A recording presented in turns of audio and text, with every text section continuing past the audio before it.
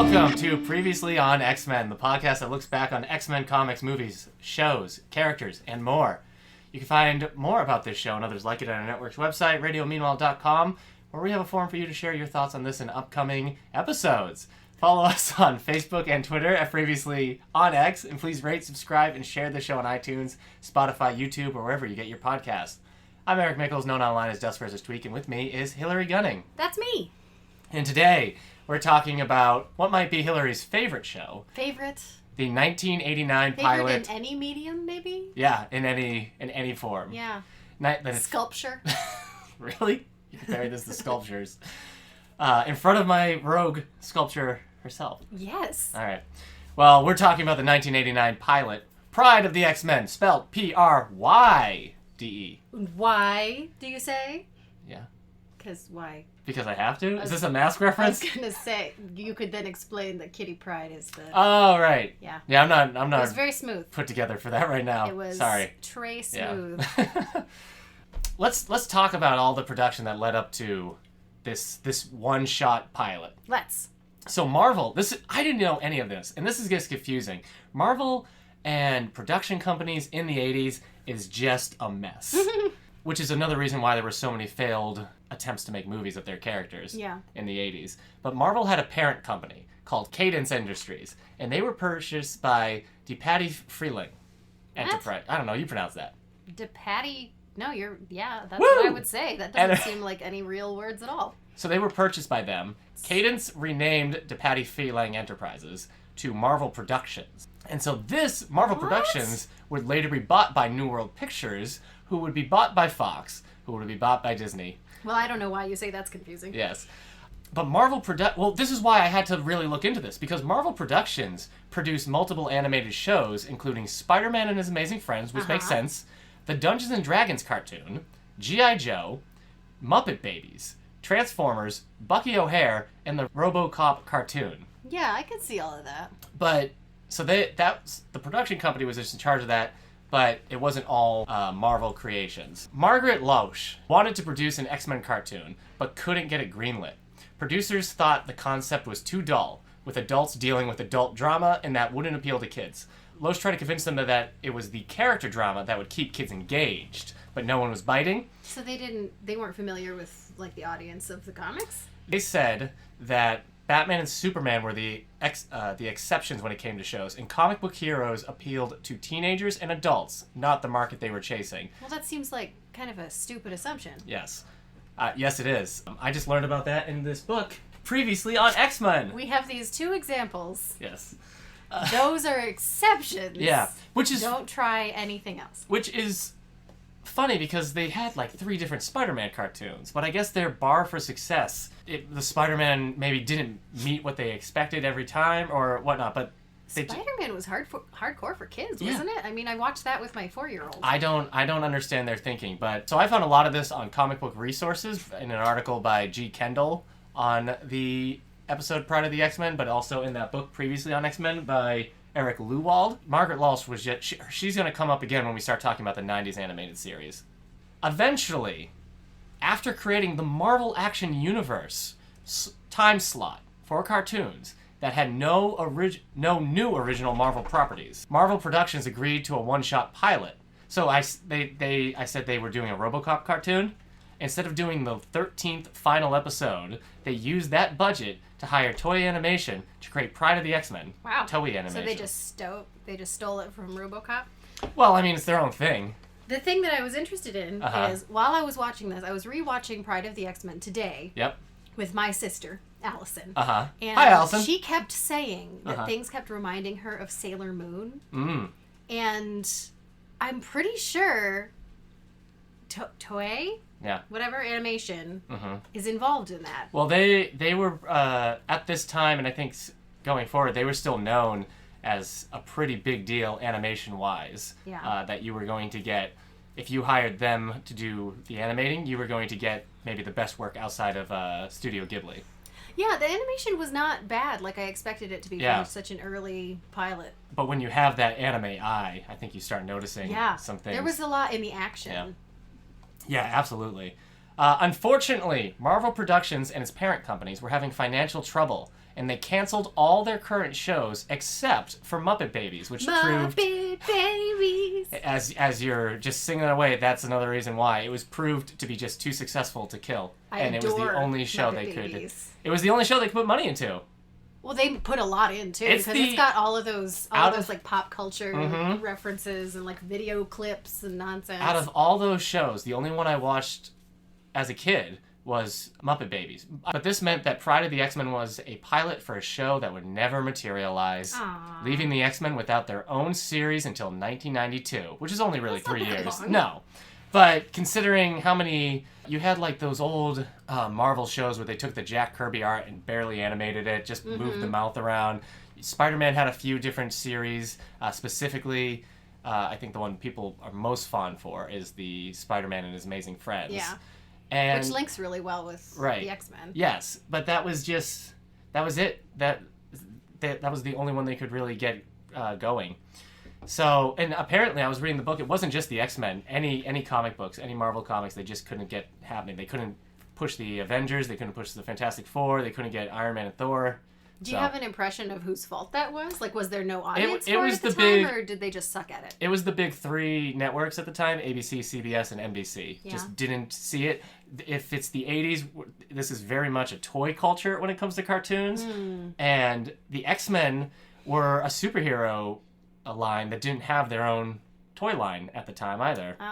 So I think it was just seen as something that maybe they felt like they couldn't market. And as big as the X-Men were in comics... I mean, sometimes you even forget that, like, Iron Man was not a household name until the Robert Downey Jr. movie. I don't forget that. Right, yeah. Because I remember very vividly learning about Iron Man so that I could watch the movie and realizing how dumb that character was. Oh, poor Iron Man. I don't agree with that. Before the movie. No, I won't agree with that. It is. To each... No! With that retrospect, you have to think, like, in the 80s, without the internet, if they don't have a cartoon, then the X-Men are just a comic book series.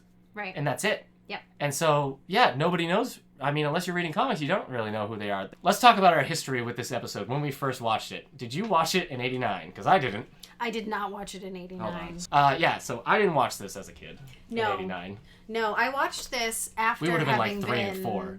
Yeah. So after having been a fan of the animated series, eventually I went back and was like, what the heck is this Pryde of the X-Men thing? And I watched it. Okay. Didn't love it.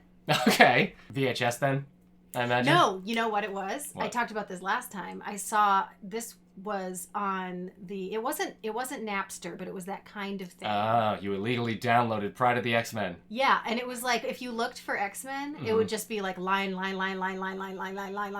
Pryde of the X-Men. And then like one tiny little thing that you actually wanted to watch. Well, I don't think it's ever been released on DVD. Yeah, that could be. I wouldn't be surprised. I conflated a lot with as I was watching it, and I rewatched some of the Spider-Man and His Amazing Friends episodes with the X-Men. Right. I conflated a lot of those storylines together in my memory. Oh, okay, sure. So a lot of, to be fair to Pryde of the X-Men, a lot of the plot things that I remembered hating were not from Pryde of the X-Men. They were from the earlier appearances. In the Amazing Spider-Man Friends, and yes. Amazing Friends. Okay. So I would have watched this... I can't remember what age I was, but I remember reading my X-Men encyclopedia, and they had a section in it about the 90s animated show, and they mentioned the failed pilot of Pryde of the X-Men, so I was like, I gotta watch this. And I had my mom put it on hold, or I put it on hold from our local library, and they got us like a VHS copy of it, and I watched it once. And I was like, that's enough. I've done my due diligence. We've now seen I've educated myself. Pryde of the X-Men. But I guess I would have been like 15, maybe 16 when I first watched this. Yeah, that's probably about the age I was. Yeah.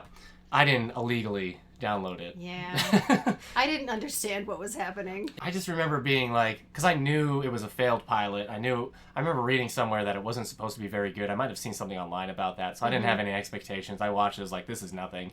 Well, listen, it's not... Having watched it, I just watched it today. Yeah, same. It is not as bad. Yeah. As I remembered. It's true. It's not good by any means. Right. But it's really not as bad as expected. Yeah, let's just go through the episode then and talk about it. It's a short one. It's not even like 30 minutes. I thought it was a half hour. It's only like 20 minutes. It's the legitimate, like, they had commercial breaks. The commercials. So I guess I remember watching this and thinking like, oh, this is 40 minutes long. Oh, no. It just feels that way. Yeah. No, actually, I felt that way too while I was watching it today. I was like, is this still happening? Yeah. Are we in Act 7 of this? I felt like it kind of moved a little brisk, but at the same... So much happens in that thing. I know. It's insane. They're on the moon at some point. No, not the moon. Is it not the moon? It's Asteroid M. Magneto's... Oh, that makes so much more sense. You thought they were on the moon? I thought they went to the moon, and I was like, what is happening? What do you think the moon looks like? Let's say this episode had gotten a full series. Would you have been excited to hear that theme song every week? I hate that theme song. X-Men, I thought it was Lead the Way, but is it not Lead the Way? I thought it was X-Men, Lead the Way, Lead the Way. I've been singing Lead the Way. It sounded like some other words. I couldn't quite... Maybe it is. I don't know. All right. Well, it doesn't really matter. The person who did that song did the Transformers music. Oh, that's funny. So, I guess that was just the 90s theme is so much better. Well, yeah, this is one of those theme songs where it has to explain everything. Yeah. You know, there's talking about, like, Magneto's out to get humans! Yeah. Watch out, X-Men! Well, that's something I was going to say about this. Last week, with the movie, we talked a lot about how artfully they put in all of that insane amount of exposition into one movie. Yeah. They put so much exposition not as gracefully. Episode, and it is not remotely graceful. It's Stan Lee with his goofy voice. We love Stan Lee. Stan Lee, he comes in like... He has a goofy voice. Better keep your eyes on the screen, true believers. Yeah, and just, like, tells us, like... piece by piece. Okay, everybody sit down. Yeah. Here's what you need to know. At first, like, I hear Stan Lee's voice and I kind of get excited. I'm like, Stan Lee, he's introducing this. This is great. But then you hear that first actual character line. It's just those, like, mutants. I hate them. Yep. I was like, okay, that's great. And it's just a stupid truck driver. And he's got, like, it's a soldier, like, a general or something. And he's just grumpy. And Magneto's in prison. Yeah. I don't know how they even got Magneto in prison. Yeah, they do a lot of exposition for, like, the world, but not really for what the heck is happening. How they put Magneto in a truck, he's in a truck. In a laser prison, that they're picking on him, how Magneto's even trapped. I don't understand how that prison's keeping him. It's the military, I guess. It's so frustrating. And I remember, so this is, like, I'm just watching this and thinking, like, oh, this kind of looks like G.I. Joe. As a kid. Yeah. As a teenager, I thought it reminded me more of G.I. Joe than X-Men. But what really did that for me, and this is where my brain turned off when I was 15, and still bothers me now, is when the White Queen shows up. Oh. Where Emma Frost shows up, and she's a snake lady voice. She's like, that voice, you're sinking into quicksand. It's insane. I don't understand it. That was a really familiar voice, and I tried to look and see where I knew that voice from, and I couldn't figure it out. She's done a lot of stuff, but nothing was like, oh, of course, that. I don't know. I don't know enough serpent lady voices. She sounds insane. What were they thinking? I don't know. Emma Frost has never been part of the Brotherhood, as far as I know. Yeah. But there she was, and I mean, they probably just wanted a woman. They were probably just like, who's a lady? Bad guy. It's Emma Frost. It reminds me of the X-Men movie and some of the issues I had with his Brotherhood, where you take Sabretooth and Mystique, people who have their own agenda and are their own characters, and you just make them, you know, wordless flunkies. Yeah. And then you do the same with Emma Frost and Juggernaut. So yeah. Like, these guys aren't just gonna like take orders from Magneto. Right. But Emma Frost. Toad. And Toad. But it's so weird because they use Emma Frost and they keep her in her weird S&M Hellfire Club costume. And I'm like, how did that get on costumes? But I guess the 90s show did that too. Oh yeah, she stays in there for a long time. But then, so she has her snake hissing. She can fly now. She can fly sometimes, can't she? No! She can't fly. Oh. She has no flight. So she can't fly, nor... Oh no, she has no telekinesis. She has no telekinesis. Telepathy. That's right. Yet, somehow she's also shooting... like these yellow energy lasers. Yeah. I just didn't Well, I mean, they did a little bit right with her by having her, like, manipulate their minds to think they were in quicksand. That was some solid Emma Frosting. I just don't know. Yeah, you're right. They must have been just like, who's a woman? She'll sell action figures, maybe. I think so. It was such a weird use of a character.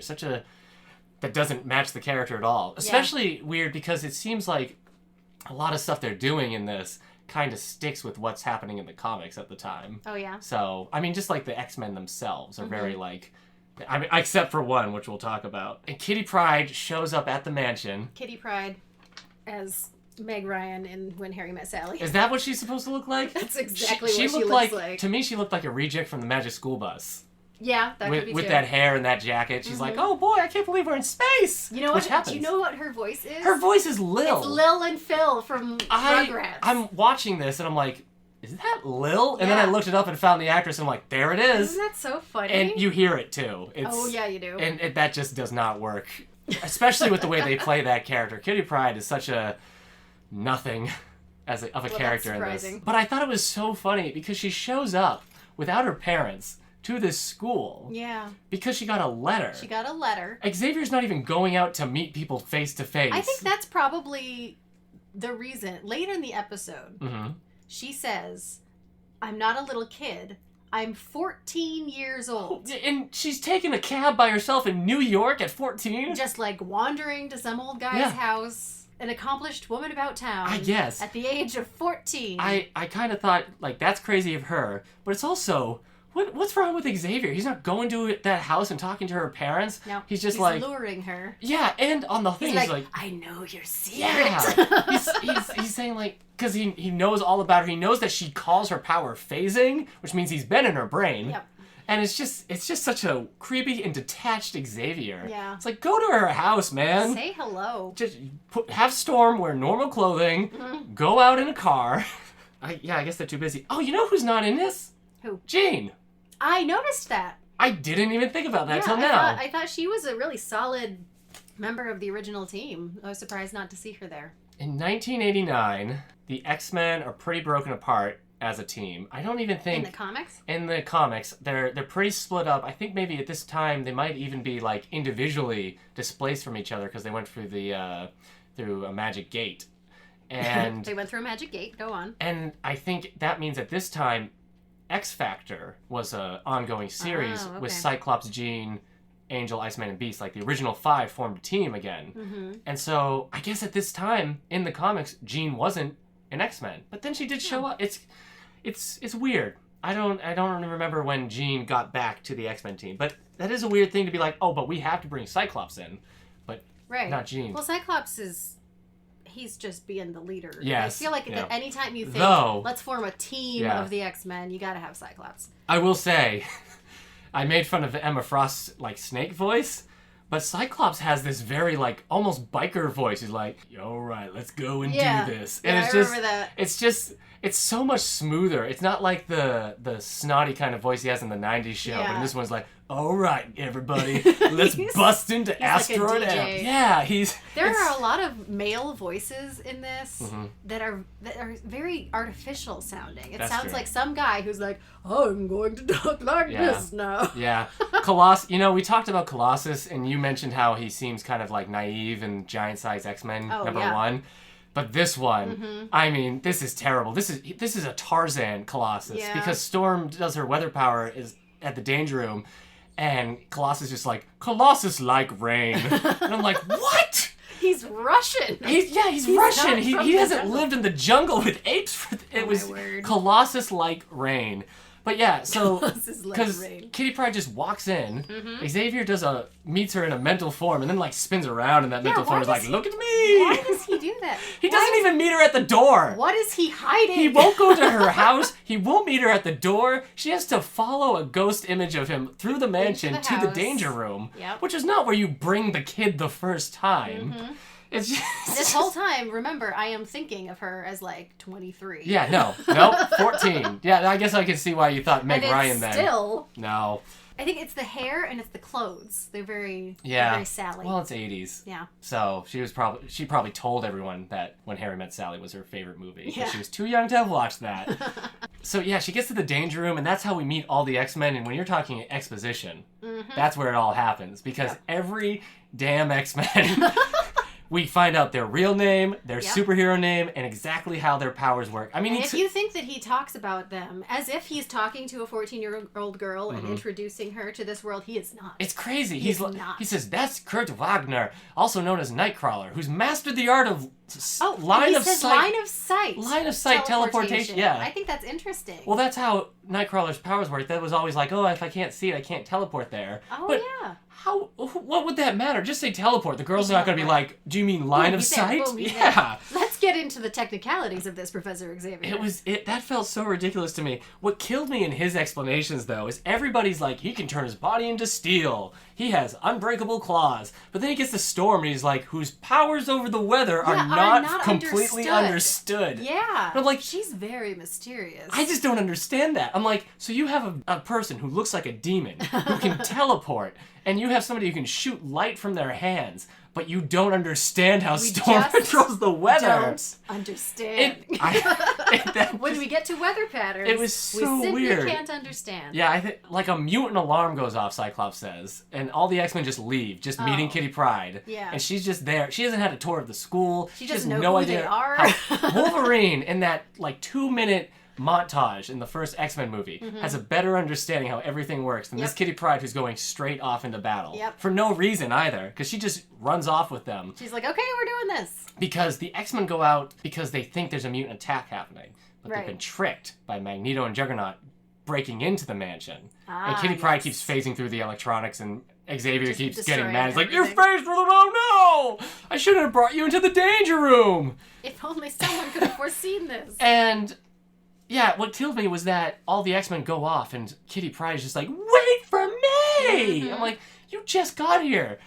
You're so stupid. If I were, I'd be like, okay. Yeah. Bye. The Magneto is where I started realizing I thought the animation was very good. Yeah. For what it was. Because Magneto, anytime his magnetic shield is there or comes down, it has a very nice, smooth animation for something that's probably harder to do, this like abstract, glowing shield around him. He always has like a cool shadow effect around him too. Yeah. Which is nice. They come, they steal something from Cerebro, and then Magneto and Juggernaut leave. The mutant circuit. Yeah, whatever that means. What does that mean? I don't know. Power mutant circuit? They just leave. They go back to Asteroid M. Because they have a crazy plan. They take the circuit, they go to Asteroid M, and then Xavier knows. Xavier can read Magneto's mind in this. Yeah, yeah. He's got the helmet. Yeah.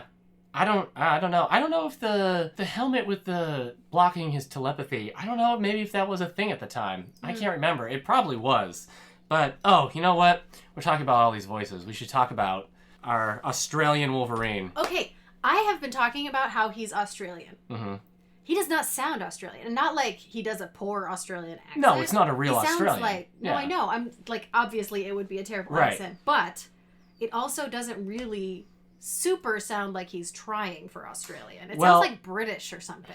Like that's Cockney, maybe? I don't know. And then Pyro is also Australian. Is Australian. Yeah. He talks about the Barbie, the something else. Well, Pyro is an Australian character in the comics. Both awful accents. Just the worst. So in the comics, Wolverine has been stated as Canadian. I mean, when we first meet him, he's Canadian. Do they think Canadians have these accents? No. So the voice actor was forced to do an Australian accent. Against his will? Against his... Well, they were just told him, like, you have to do this as an Australian accent. And, I mean, we wouldn't know this because we were, like, 3 and 4 years old at the time. Oh, I knew. But in the 80s, there was, like, an Australian kind of mania happening because of the Mad Max films, because of the Crocodile Dundee films. So they just decided... There was just this... America was just having this, like, Australian fetish. And so they were like, you need to make... We're going to do Wolverine as Australian in this. It almost... I found some things. There were conflicting reports. The voice actor said it. Chris Claremont has said it wasn't true. That Comic Book Resources article by G. Kendall said it was true. That Marvel was... Or maybe it was even Den of Geek. But they were saying the plan was to make Wolverine in the comics Australian. I don't know how they would do that. But it sounded like... Just because America loved Australia in this brief moment? You know what was funny? I mean, the X-Men also... After the Fall of the Mutant storyline, they spend like a year or two in Australia. Maybe he just really likes Australia. Yeah. And he just takes on... You know, when he first appears in Spider-Man and His Amazing Friends... He still has the Australian accent. He has the accent. I think they were trying to push it, and maybe if this show had taken off at all, they would have been like, oh yeah, Wolverine's not Canadian, he's Australian. Yeah. But then you would have to be like, well, where's his accent? From all these years. You know they're not going to hire someone who actually has an Australian accent. That's true too. They don't do that until last year. It's bizarre how you can have a character who would have been around for 15, maybe 20 years, and then you just decide like, oh no, he's from somewhere else. But I guess that was what they were going for. However, they have Wolverine in his brown and gold costume, which gets plus points for me because I love that costume. You like that costume? I that is actually my favorite Wolverine costume. If Wolverine is animated, I want him in the yellow and blue. In the blue. I like the blue and gold. I mean, that's classic. That's how I want him in the comics a lot of times. But whenever he's in the brown and gold or brown and black, Do you think it's tougher? I feel like it matches his feral nature a little bit more than that very bright yellow and the blue. I think you can actually, I've seen it drawn where that costume actually makes it easier to tell he's shorter for some reason because of how the design is. You can actually see like, oh, he's a short man. He's squat. Yeah. As I have said. So I like that. It's a weird. Dazzler's in the team. Yeah, Dazzler is a really interesting choice, and they kind of make her kind of aggressive and attacky. So again, this is at the time where Dazzler is a current member of the X-Men. Mm-hmm. I think the current team lineup includes Dazzler. In the comics includes Dazzler, Longshot, Pryde, Ninja, Psylocke. Dazzler's the one who's like a pop singer, right? She's a pop singer, disco singer when we first met her in the comics because it was the 70s. But yeah, she's a pop singer. Her power is that she can turn sound into light as a weapon. Oh, I've never known the particulars of it. Yeah. So in the comics, she'll absorb all the sound around her and then... It's like pyrotechnics. Yeah. So she's a current member, and then they kind of go with some classic era. I think like you said, they just have to bring Cyclops in to be the leader. Yeah. And then, Kitty Pryde's brought in. At the time, Kitty Pryde and Nightcrawler weren't part of the X-Men. They were part of Excalibur. Do you think they had Kitty just as like a lens for the kids? Yeah, I think you're right, as a lens for kids, because, she would be the only young character in here. Yeah. They basically did the same thing in the 90s. 14, as you'll recall. Yes. The 90s show basically does the same thing in their pilot with Jubilee, but much better. Yeah. So oddly enough. Yeah, Jubilee doesn't get a letter in the mail saying, "Hey, if you feel like it." Also, you're a mutant. Come on down to my house. I have a special room in my basement. Jeez. Well, okay, yeah, that's accurate. At first, I was like, "Don't say that." I was like, "Oh wait, he's got a lot of special rooms in the basement." Lots of special rooms. This entire podcast is just going to be a long, deep study of Xavier's mania. How he brings in children to his school. But yeah, I guess I like that it kind of represents this very specific time of the X-Men, whereas Dazzler... Yeah, that is interesting. But also... It's like a snapshot. Lockheed, the dragon. I like Lockheed. Do you? It took me a while. In the comics? But I think I like him now. Yeah. Magneto was so mean to him. He kicked him, yeah. Does it even say why he's there? No, I think... Just like there's the Brotherhood and also this dragon. I think it's just something for Magneto to kick. He just keeps kicking him. Yeah. He doesn't say anything nice. He just kicks him every time. Yeah. Magneto's a bad guy, but he's not an animal abuser. Evidently he is. Though... We misjudged him. At one point, Toad's like, "Did I do good?" He's like, "Yes, Toad, you did good." Which Toad did. He did the job Magneto said to do, but then Magneto's like, "Why don't you go do something else useful, like play in an airlock?" And it's just like, you didn't go up there and get that. Juggernaut's not going to go up there. Mean. Yeah. I don't know why you need the Blob and Juggernaut. Yeah, I thought that was interesting too, because like when they're splitting up and like beating them one at a time, it's like Juggernaut and then Blob. Yeah. I guess he's just like, I need two very big people who can't be stopped and or moved. Right. So, that's you're definitely stacking the deck with that. I like Lockheed without loving Lockheed. Yeah, that's where I am. Mainly because every time the X-Men get very space heavy in the comics, I'm like, but that's not what they're about. Yeah. But then sometimes I see Lockheed, I'm like, oh good, Lockheed's back. Yeah. So well, it's just a cute relationship that he has with Kitty. It's just a fun little... She's a 14, 15-year-old girl with a pet dragon. Yeah, that's adorable. Fun. So, and he's a small dragon, but he's a space dragon too. Space dragon. So, that's fun. Magneto's plan in this. I guess the 90s animated series has the only reasonable Magneto plan, where he's like, I'm just going to blow up a chemical plant. Yeah. It's going to really screw things up. Yeah. But Magneto in the movie's like, I'm going to turn everyone into mutants, but it's going to turn them into jelly. And then this Magneto is like, I'm going to throw an asteroid to the Earth, and it's going to kill so many people. It's going to kill all of the humans, is what he says. But also probably a lot of mutants. Yeah, now, why he seems very clear that this is going to kill the humans. Yeah. And it's almost like there must be some targeted I don't know if he happening. understands how, like, Dazzler's powers work, but she cannot survive an asteroid hitting the Earth. So, it's weird. I don't understand it. It's a very grandiose kind of a plot. First episode. Yes. Yeah, where do you go from there, too? It's like, now Magneto's robbing a bank! Yeah. So, which I feel like this show would kind of go in that direction at times.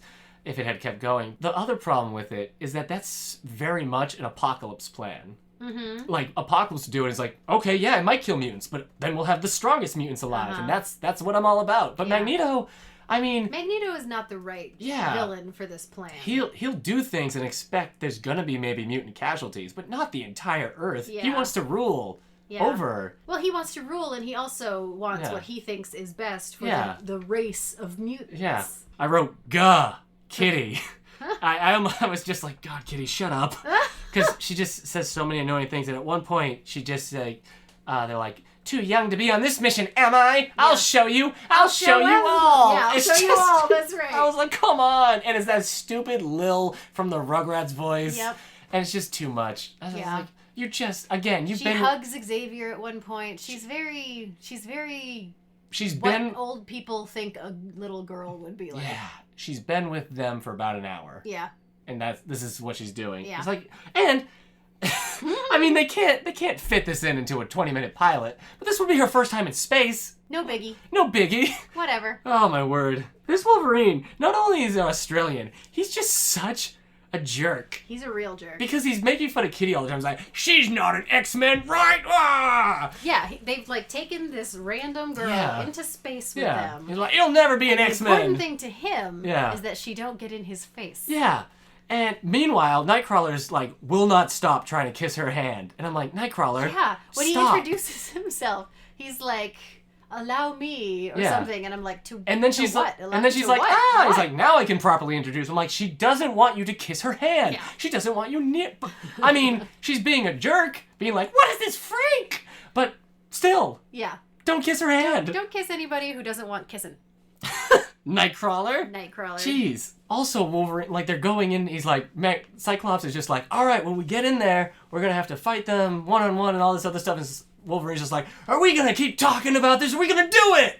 I kind of liked how detailed they got with Cyclops ordering them to do specific things. Mm-hmm. I thought that was kind of a nice thing. That was something that I do like about this episode, that it's too big.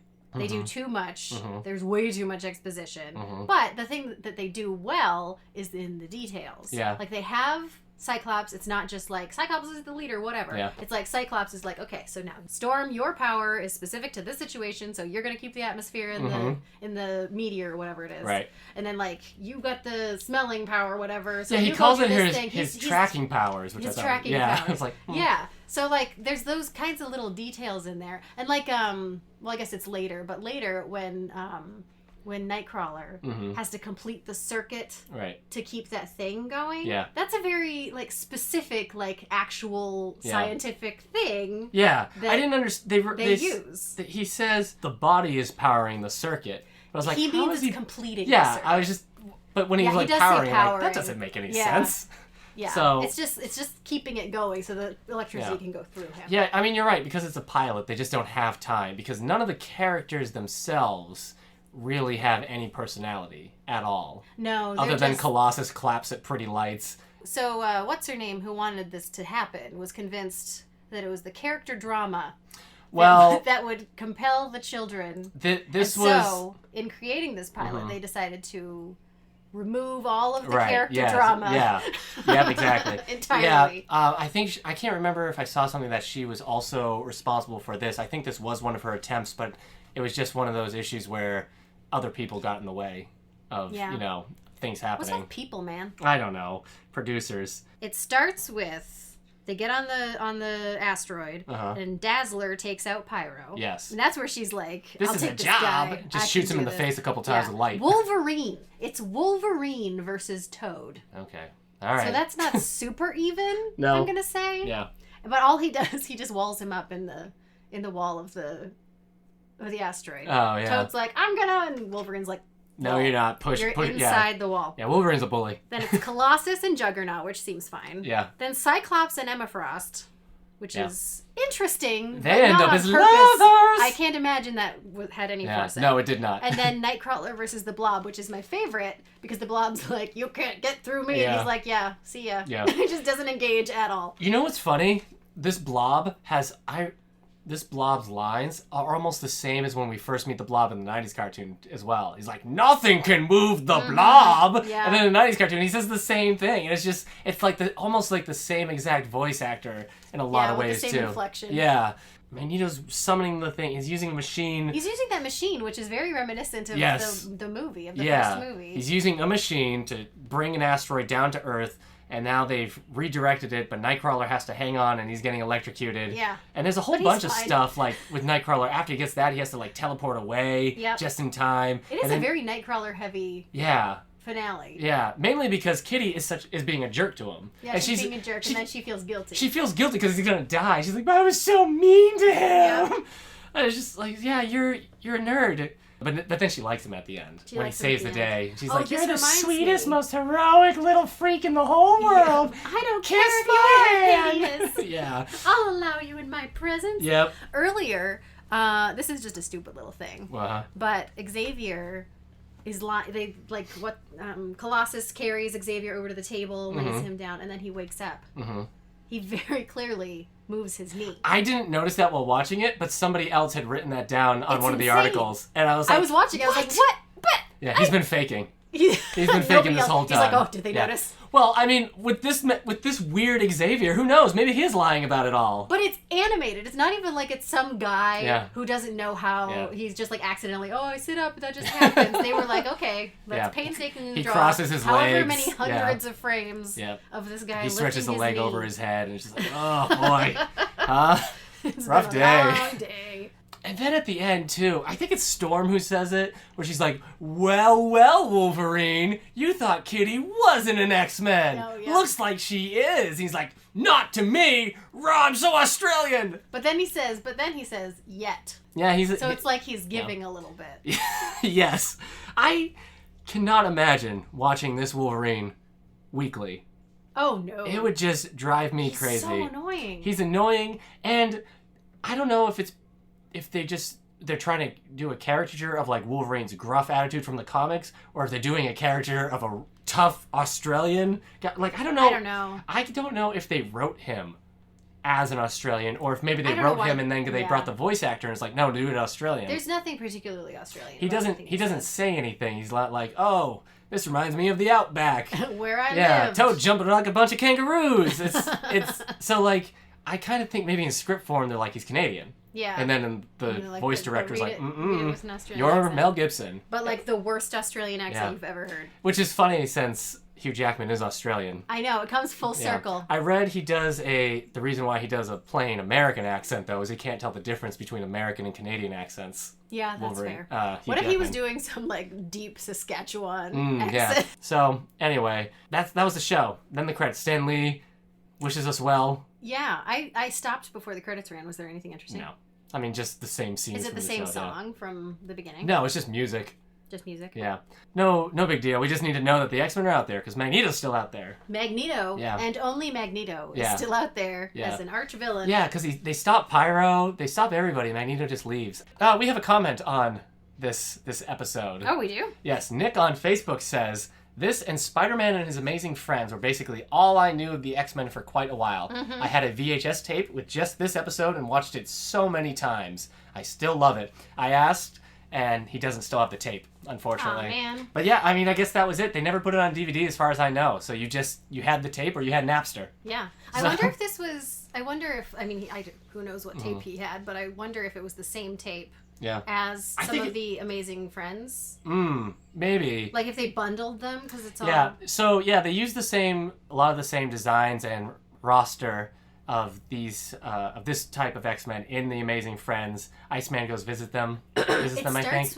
It starts, the first time that the X-Men appear, in the very first time is like in the 60s, but the first time in this iteration is in the episode where they go back and kind of learn Iceman's origin, and that connects obviously to the X-Men. So he's with the X-Men first, and then he hangs out with Spider-Man. Right.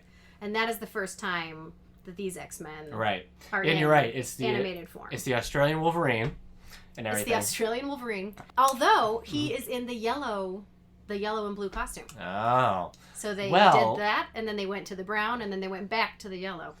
Wolverine doesn't appear until the second time the X-Men are in that show. Oh. That's with Firestorm, who is a made-up character. She's original, I think. She's original to the Spider-Man and the Amazing Friends show, but they've decided that her backstory is... Firestorm, yes. She used to be part of the X-Men. Yeah, she's now is part of the X-Men. Oh, they've incorporated her now? They've said she's a mutant and everything. So she was in some recent runs as well. Actually, a recent comic issue, it was Amazing X-Men. They had a team up with Iceman and Firestorm were out buying ice and stuff for Super Bowl, and Spider-Man showed up. They were all just having a good time. Oh, that's cool. Yeah. I love that. So this version of the X-Men, they didn't get a show, but this was basically what they used for any video games. So there was a computer game called Madness in Murder World, which That's an amazing title. Well, Arcade. The villain Arcade. Madness in Murder. Oh, yeah. Who has his Murder World. I'm with you. So that was them. But then there was a game on the NES, on the Nintendo Entertainment System, called the Uncanny X-Men, and they switched out Dazzler for Iceman. Well, who needs all the women, right? Yeah, there's only two. Now Storm's the only one. Oh, I guess Kitty is there too. Kitty. You know what? Dazzler should be thankful. This is known as one of the worst superhero games of all time. Because of not having Dazzler. Yeah, because of not having Dazzler. I think it's one of the worst games on the NES apparently too. But the more popular arcade game by Konami that came out in '92 has this cast with Dazzler as well. That's the one. And in the cool leather jacket. Is that the one that meme is from? That pops up now and then. That's each of the individual arcade characters kind of lumped together. Well, yeah. This is the big deal was that this one you could play 6 players. They did that. So you also see White Queen and Juggernaut as part of the Brotherhood in that game as well. So that's the best received one. That one has a special place in people's heart. Congratulations, Pryde of the X-Men. You failed, but in a way you succeeded. Well, it almost works like a pilot for the animated series. Like it's not different enough that it feels like a completely separate thing. But I see what you mean. You could just be like, no, this is them, and then Jubilee shows up. Kitty Pryde leaves, and then Jubilee shows up. It's not like suddenly you're in X-Force or something completely different. But I guess what's our full takeaway of Pryde of the X-Men? I don't know. Who do you show this to? Well, I'm sorry to say... Do you watch it again? I'm very sorry to say that I think the bottom line is there is no point in watching this. There's no reason to watch this episode unless you're doing a podcast where you're talking about everything with the X-Men. Right. There's just no reason because it's not good on its own and it's not necessary for anything that comes after. No, you're right. It's definitely more of like a curio. You watch it because you're interested in everything about X-Men. Right. And maybe you show it to like your kids and they, like Nick on Facebook said, like he watched it and it was all he knew about the X-Men. So I mean, if that's true, you get a lot of... It's better than nothing? you do get a lot of like the X-Men in action because you get the whole Danger Room scene and then you get them fighting the Brotherhood. So I mean, for 20 minutes, you're getting a lot of... Yeah, they cram a lot in there. They cram a lot of action in there. You get all these characters. You don't really learn anything about these characters other than Wolverine is a jerk and Kitty Pryde still judges people by their appearance and not the quality of the character.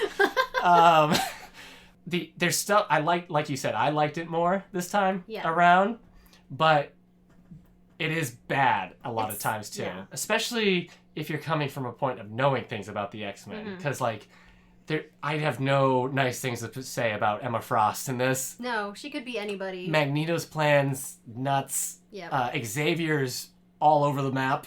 And Kitty Pryde is very annoying. It definitely feels like there's still... You can kind of tell it does seem a little bit more like there's more going on than other 80s adventure cartoons. That could be. In a way. But it's still not there. Like, not in a good way. Yeah. It's sort of like they're rushing through to try to get everything that they want in there. It's like what they managed to do in the first movie of X-Men. Right. That we were so astonished at.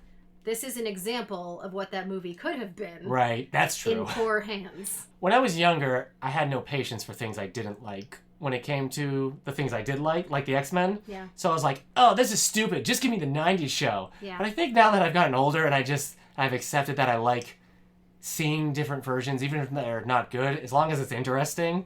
So I think there is a part of me, though, that would be like, I'd watch another 12 episodes of this to see where it goes. Just for a different perspective? Well, it would be interesting to see if the flaws in this pilot would get worked out. If Yeah. maybe we do learn about the characters. But the difference is, like you said, they took out all the human drama. Right. So, like, this is just like, I'd be worried, like, every episode is like, oh no, Mystique's there, let's fight her. Right. Oh no, Proteus is here, let's fight him. That is definitely what would it be. Whereas, like, the 90s show is like, oh no, Gambit's dark past has come back to haunt him. Yeah. Oh no, Storm It's is almost being like a chased by soap the opera. person who took advantage of her thieving skills. Yeah. So, all those problems seem much more, in the 90s show, they're so much, like, part of the character that brings out the conflict, whereas this is just like, oh no. Well, maybe this is sort of the demonstration that Yeah. proves what people were saying about Yeah. what you need in an X-Men cartoon. Yeah. Like, maybe Yeah. this is like, okay, fine. Mhm. You don't think that the character drama will carry it? Well, let's show something utterly Yeah. devoid of any character drama. Yeah, I think it's interesting. I would definitely say if you're an X-Men fan, watch it. It's skippable. I wouldn't. No? You wouldn't say as an I think if your goal is to see all things X-Men, Mhm. I guess Yeah. you have to technically see this. Mhm. But I think if you're an X-Men fan, there's not really any reason to. It sounds so harsh, Yeah. but I just think it brings nothing to the table. I think it Yeah. has no Yeah. value. When I was watching this today with my Yeah. 5-year-old son, it started, and they started the X-Men, and he was like, they're not X-Men. And I was like, what? No, yeah, there's the X-Men, they're mutants. And he was like, they're not just men. And I was That's like, funny. that's right, Weston. Yeah. X-people. There you go. X-folks. He's not going to be a fan of the X-Men movies then, when he gets older. All right, then. That is our review, our look back at X-Men. Pryde of the X-Men. The podcast episode no one asked for. Yeah. Well, we had to do it if we're going to talk about all the It's shows. true. We can't do this and then... We couldn't have not done this and then done the bad Generation X failed pilot. Is that a thing that's happening? Yeah. No, Oh, man. Yeah, there was a bad Generation X pilot. I'm not a part of the planning. Just assume if it was a show and it was the X-Men, we're going to watch Mutant X. All right. I'm just along for the ride, man. That's not entirely true because our next episode, we're going to be doing our first character spotlight. Yeah. And we're starting with the Scarlet Witch, which was your My choice. choice. I chose Scarlet Witch. Scarlet Witch will be fun because she has a crazy backstory. She has a crazy backstory. Yeah. She does really interesting things with many different Robots. teams and all kinds of robots. Yes. Yes, tell us about those interesting things there. And she's just, I think she'll be good. Yes. We'll talk about her. All right, I'm Eric Mickles, and you can find me as Dust vs. Tweak everywhere online. And apart from the other shows on radio, meanwhile, such as this and Three Nice Things and Is It Classic, Does It Rock, I'm also the co-host on the podcast The All the Book Show, Which is fabulous. which Hilary will be on next Monday What? for our X-Men spotlight we're doing over there. It's like a crossover. It's a crossover! Woohoo! If you want to hear myself and Hilary talking more about X-Men in a much more general way, you can join us over on that episode of the All the Book Show. Yeah, we'll have to be addressing the newbies. Yeah, that's true. Yeah. Actually, I had to talk to For those who have no idea. Yeah, my co-host over there, Nick. I was like, you need to tell me what to talk about with the X-Men. Otherwise, I mean, you'd even have to just say, like, which decade I might need to talk about. Yeah, narrow it down. He's been in charge of narrowing it down for us. Thank you to Prophetic Music for our theme music. Our very cool theme music. Yeah. I love it. Yes. And again, you can find more about this show and others like it at our network's website, radiomeanwhile.com. Please follow us on Facebook and Twitter at Previously on X. And please rate, subscribe, and share this show on iTunes, Spotify, YouTube, or wherever you get your podcasts. And remember, whatever the challenge, whatever the peril, we'll be back next episode. Did you remember when they said that? It's really good.